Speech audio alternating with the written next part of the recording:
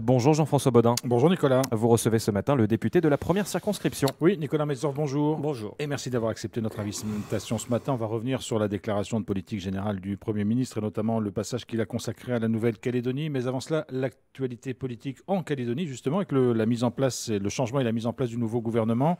C'est quasiment fait. Aujourd'hui, les choses vont pouvoir redémarrer.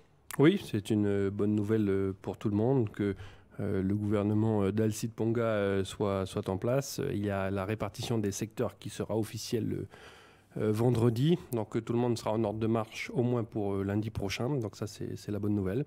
Maintenant, il reste à trouver une majorité à ce gouvernement parce qu'on est un peu comme en métropole, en Nouvelle-Calédonie. Personne au gouvernement ni au Congrès de la Nouvelle-Calédonie qui vote les textes proposés par le gouvernement n'a de majorité. Pour une loi du pays, il faut 28 voix au Congrès pour qu'elle soit adoptée. Les loyalistes plus le rassemblement au Congrès, c'est 19 élus. Et il y en a 6 de Calédonie ensemble, il y en a ce qui fait 25, il y en a 3 de l'éveil océanien, ce qui peut amener les 28, mais on sait très bien que l'éveil océanien est très instable dans ses décisions. Et puis il y a de l'autre côté les indépendantistes. Donc il faut réussir à trouver une majorité stable parce que, comme je le disais précédemment, Alcide Ponga va avoir une lourde responsabilité. C'est un gouvernement qui a une durée de vie très limitée puisque les élections provinciales sont prévues en novembre 2025. Donc il a moins d'1 an devant lui pour faire énormément de réformes qu'attendent les Calédoniens et qu'attend aussi l'État. Et donc il va falloir qu'il s'appuie sur une majorité à la fois au gouvernement et à la fois au Congrès de la Nouvelle-Calédonie. Cette majorité, vous appelez en tout cas au gouvernement à ce qu'elle se fasse avec l'UNI.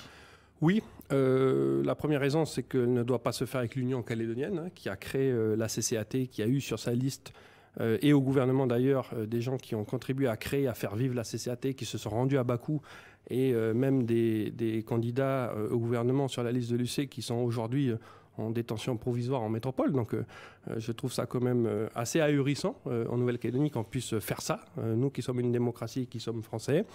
Donc l'Union calédonienne, pour moi, est exclue. Calédonie Ensemble et l'éveil océanien, de ce que je comprends, c'est qu'ils ne veulent pas tant faire de réformes que ça. Pour eux, leur objectif, c'est d'obtenir un maximum d'argent de l'État pour que tout continue un petit peu comme avant. Alors que nous, on est dans une démarche différente. Nous, on est pour un changement de modèle, on est pour faire des réformes, on est pour favoriser la vie des entreprises et des salariés, pour redonner de l'argent aux Calédoniens, pour redonner du pouvoir d'achat, pour dégraisser un petit peu la dépense publique. Donc nous, on est pour faire des choses. Et ces actions que l'on veut mener, on les avait établies dans l'ancien gouvernement à travers le plan de Louis Mapou que tout le monde avait appelé PS2R. Donc il me semblait logique, pour moi, il me semble logique d'essayer de faire une majorité avec l'UNI, à la fois parce qu'ils n'ont pas dénoncé et parce qu'ils ont dénoncé les violences du 13 mai, qu'ils les ont condamnées, et parce qu'ils veulent changer les choses et travailler sur une refonte du modèle calédonien.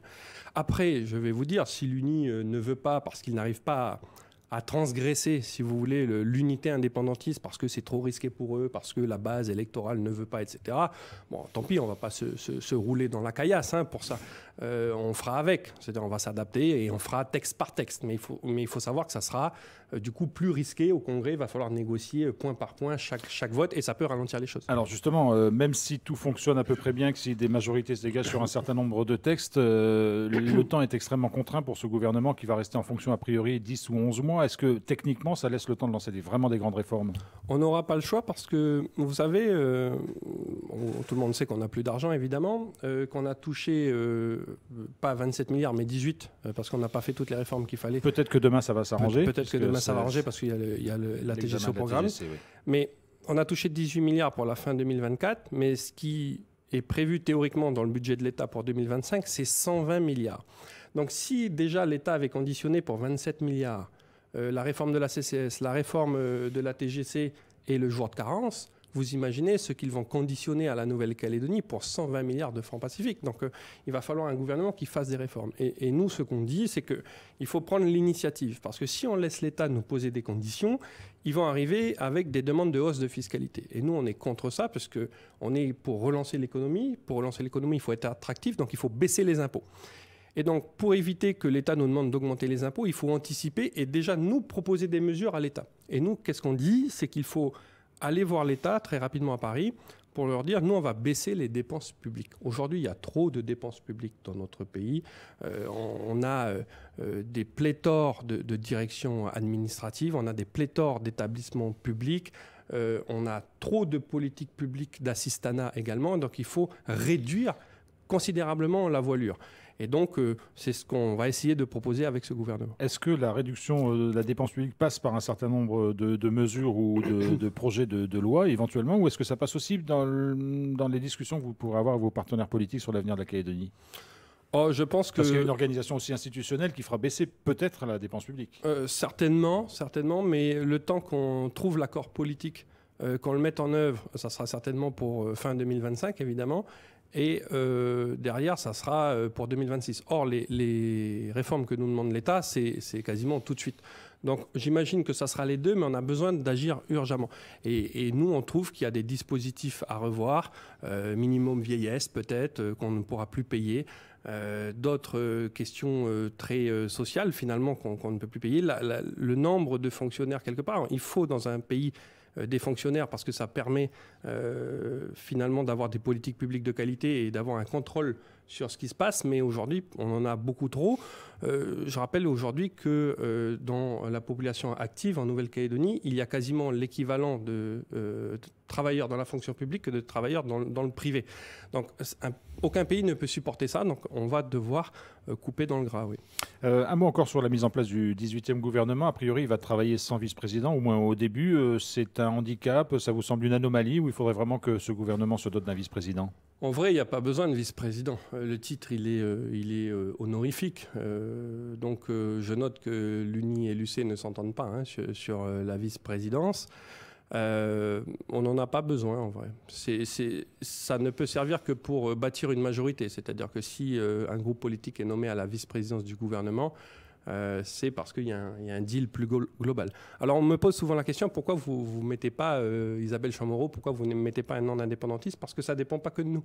Au gouvernement, c'est la représentation proportionnelle du Congrès. Il y a 4 loyalistes rassemblements, enfin il y a 2 loyalistes et 2 rassemblements.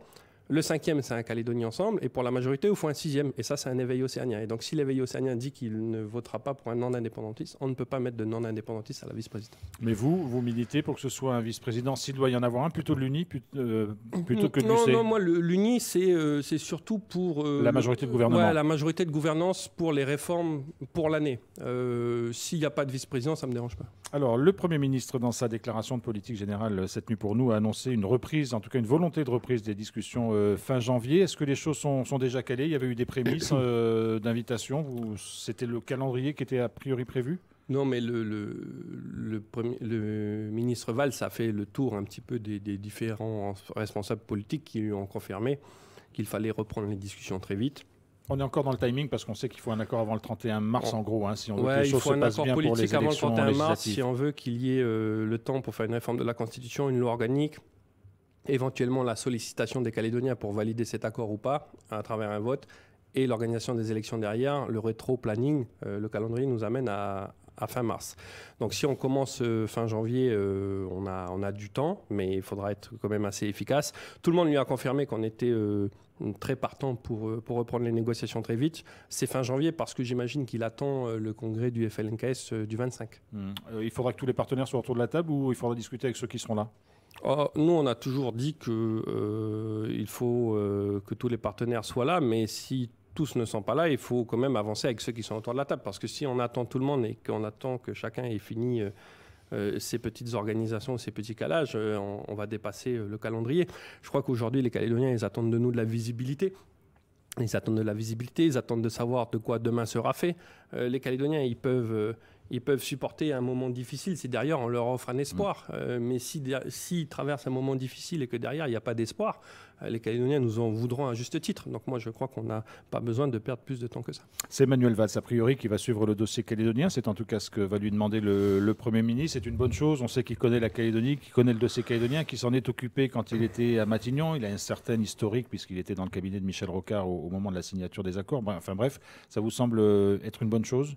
Alors, c'est toujours risqué pour moi de dire si c'est une bonne ou une mauvaise chose, parce que si je dis que c'est une mauvaise chose et qu'il est bien, on va me dire il s'est trompé. Si je dis que c'est une bonne chose et qu'il fait des trucs mal, et on va me dire il s'est encore trompé. ce que je peux dire sur Manuel Valls, c'est qu'effectivement, il connaît la Nouvelle-Calédonie, il connaît les acteurs. Donc, il n'y a pas besoin de faire de pédagogie, parce qu'avant, il fallait quand même expliquer qui est qui, où est Nouméa, où est Koné. Voilà. Aujourd'hui, on n'a pas besoin de faire ça. Donc, c'est l'avantage. Ensuite, on verra où il nous mène, Manuel Valls. Pour l'instant, les seuls contacts qu'on a eus avec lui, c'est les questions de calendrier, de reprise des discussions. Donc, je ne vais pas m'avancer plus que ça. Alors, parallèlement à cette reprise des discussions, votre travail à Paris, ça va être de travailler sur le projet de loi de finances. On sait qu'il est essentiel pour l'avenir de l'année 2025 en Calédonie. Qu'est-ce que vous allez pousser? Qu'est-ce que vous attendez? Qu'est-ce qui serait bien pour la Calédonie? Aujourd'hui, il faut tout simplement tout recommencer, parce qu'à cause de la motion de censure, enfin pas à cause de la motion de censure d'ailleurs, mais à cause du rejet du vote du budget à l'Assemblée nationale, il faut tout recommencer au Sénat, et ça a pris du temps parce qu'il y a eu entre-temps la motion de censure. Et donc, le texte initial qui est prévu dans le budget de l'État, ce n'est pas 120 milliards de francs, mais c'est 60, c'est la moitié. Et les 60 autres milliards que nous avions trouvés, c'était par amendement. Et donc, il va falloir redéposer les amendements, refaire voter les 60 milliards de francs CFP en plus. Alors, normalement, ça va aller, c'est au Sénat, il y a une majorité confortable. Mais c'est comme un match de football, tant que c'est pas fini, vous pouvez pas dire que vous avez gagné. Donc il faut obtenir ces 60 milliards en plus. Aujourd'hui, c'est 60 milliards supplémentaires, c'est donc 120 milliards, c'est vraiment la somme minimale pour que la Calédonie puisse s'en sortir? Ah oui, il faudrait même un peu plus. Mais d'ailleurs, il y a un peu plus. C'est 120 milliards de prêts garantis par l'État, et il y a quelques centaines de millions d'euros, donc quelques dizaines de milliards en plus pour des subventions directes pour la reconstruction des écoles et des infrastructures publiques. Donc on devrait s'en sortir à 130 ou 140 milliards de mémoire. Je suis désolé, j'ai plus exactement les chiffres en tête. Mais ça devrait nous permettre, alors de ne pas redevenir Singapour ou Monaco tout de suite, mais d'au moins conserver des politiques publiques de qualité et d'avoir on va dire, suffisamment d'argent réinjecté dans l'économie pour tenir notre tissu économique. Ouais. Il y a encore beaucoup d'inquiétudes en Calédonie, vous le sentez sans doute lorsque vous allez sur le terrain, des chefs d'entreprise, des Calédoniens qui disent on n'a pas de visibilité. Il y a encore beaucoup de flou. Est-ce qu'il faut vraiment sortir de cette situation le plus vite possible? Oui, il faut sortir de cette situation, je le disais. Et puis, je pense que surtout, on a besoin de changer de modèle en Nouvelle-Calédonie. Vous parlez de renverser la table même. Oui, on parle de renverser la table. Oui, parce que il faut se saisir de cette situation pour finalement supprimer ce qui ne marchait pas. Nous, on considère que la Nouvelle-Calédonie était un territoire suradministré, surrégulé, qui avait perdu un petit peu son esprit pionnier et qui avait perdu le fait de mettre l'entrepreneur au centre de tout. La Calédonie s'est construite avec des hommes, des aventuriers qui ont construit, qui prenaient des risques, etc. Et avec l'argent arrivé de France, avec les impôts qu'on a augmentés, avec les transferts de compétences, on a tout un peu régulé, tout serré, cadré, enfermé. Et donc nous, on pense qu'il faut redonner du souffle à tout ça. Il faut renverser la table et il faut essayer de redevenir, alors on caricature un peu en disant ça, mais je crois que ça redonne beaucoup d'espoir aux gens. Il faut redevenir une forme de Singapour du Pacifique, de Monaco de la France, etc. Un territoire très attractif pour les entreprises, pour les richesses, parce que nous, notre objectif, c'est que tout le monde gagne de l'argent en Nouvelle-Calédonie et tout le monde augmente son salaire, que ce soit le chef d'entreprise, que ce soit le salarié, que ce soit la fonction publique qui bénéficie de la création de richesses du privé en prélevant l'impôt. On a besoin d'en fait, d'être un territoire qui est attractif, qui fait venir des investisseurs, qu'ils soient métropolitains, qu'ils soient australiens, qu'ils soient néo-zélandais. On a besoin de redonner du pouvoir à la Nouvelle-Calédonie, parce qu'on le voit très bien, aujourd'hui, ça se complique en métropole, l'État a de moins en moins d'argent, il conditionne de plus en plus le versement de l'argent à la Nouvelle-Calédonie. Donc nous, on a besoin aussi de devenir très fort économiquement. Et l'histoire du monde nous a démontré que quand on a un système communiste, socialiste, on s'appauvrit. Et quand on a un système libéral type américain, type argentin maintenant, type comme on a connu à Singapour, on développe une richesse fantastique. Donc il faut faire ça. Vous prenez même un accord de libre-échange avec l'Australie, c'est-à-dire vous pensez que l'enracinement régional peut être une chance aussi pour la Calédonie, y compris économiquement? Oui, je trouve qu'on ne l'a pas assez développé. L'Australie est pour moi une grande puissance. Vous savez, l'Australie, le PIB par habitant, c'est le 10e mondial. Quand le PIB de la France par habitant, c'est le 26e. Donc l'Australie par habitant est un pays qui est beaucoup plus riche que la France. Et aujourd'hui, on a des taxes douanières plus élevées pour l'Australie que pour l'Europe. On n'a aucun accord de libre-échange avec un continent qui est à 2 heures d'avion quand même. Ils sont 27 millions d'habitants, ils ont toutes les ressources minières et métallurgiques du monde. Et ils vont continuer de grossir. Parce que jusque-là, l'Australie n'est que 10e par PIB par habitant, parce qu'ils ne sont que 27 millions. Demain, ils sont 30, demain, ils sont 35, 40. Et nous, on est à 2 heures d'avion. Et donc, il faut qu'on profite de ce continent qui crée énormément de richesses, avec la Nouvelle-Zélande aussi. Je crois qu'il y a des choses à faire avec eux, oui. Nicolas Metzorf, une dernière question, parce que vous suivez de très nombreux dossiers, notamment celui de la présence des drapeaux kanak lors des compétitions sportives internationales.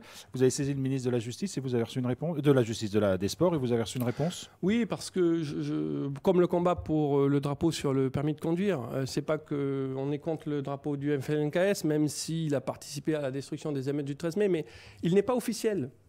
Et moi, je suis bête et méchant, j'aime respecter l'état de droit, j'aime respecter la loi. Et l'accord de Nouméa dit que les signes identitaires de la Nouvelle-Calédonie seront validés au 3/5e par le Congrès de la Nouvelle-Calédonie. On a validé les nouveaux billets de banque, on a validé terre de parole, terre de partage, et on a validé l'hymne de la Nouvelle-Calédonie. Ce qui n'est pas passé au Congrès de la Nouvelle-Calédonie, ce qui n'est pas officiel, c'est le nom, ce qui est toujours Nouvelle-Calédonie, et on n'a pas de nouveau drapeau. Donc en fait, le drapeau du FNKS n'est pas le drapeau de la Nouvelle-Calédonie. Il n'a rien à faire et sur les permis de conduire et dans les compétitions sportives. Et donc j'avais sollicité la ministre des Sports pour lui dire « Madame la ministre, je trouve que ce n'est pas normal de voir le drapeau du FNKS dans les compétitions sportives internationales avec des Calédoniens qui sont des Français ».